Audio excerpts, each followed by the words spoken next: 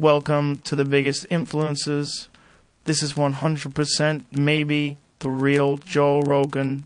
Voice.ai. Now, talking to the Beatles, after we didn't have appreciation for the Beatles growing up, not because I didn't like them, because everybody always broke my balls on how good they were. And I've told this story before. I love John Lennon, but the day John Lennon got shot, it was the happiest day of my life. Because I won the argument now. Because every time you couldn't fucking say nothing with Beatle people.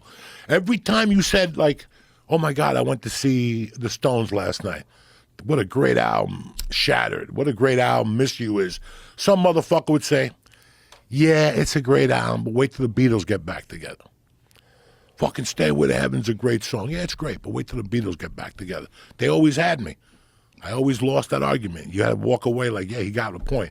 The day John Lennon got shot, that argument went out the window. Bitch, they ain't getting back together. So shut the fuck up now, okay?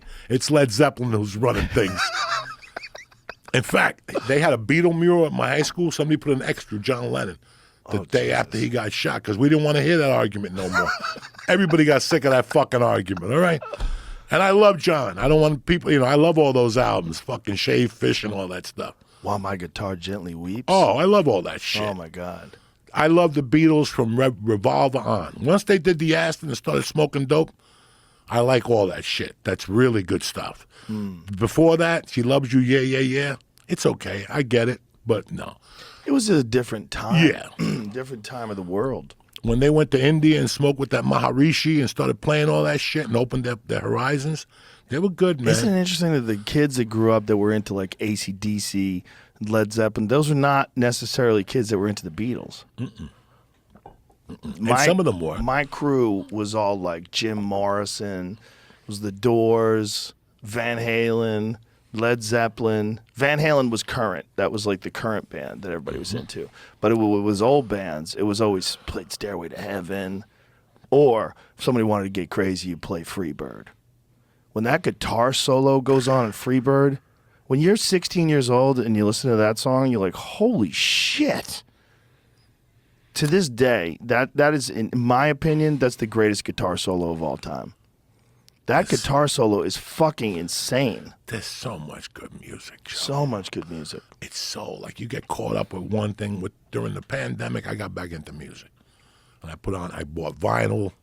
I got into vinyl again. I fucking love it, And it's so weird how an album will take you back. Like, I got an album now, it'll take me back for a week. Like, I'll play the album when I'm writing, when I'm doing shit, Take you back to those days.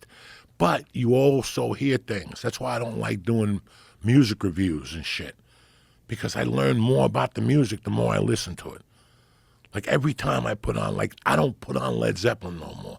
But you're in your car, you're headed back, you crank it up, you always hear something you haven't heard and go, wow. I used to always crank Whole Lotta Love when I was on my way to the store.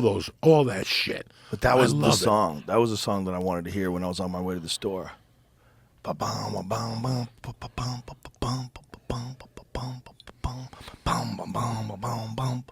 That fucking jam. Oh my God.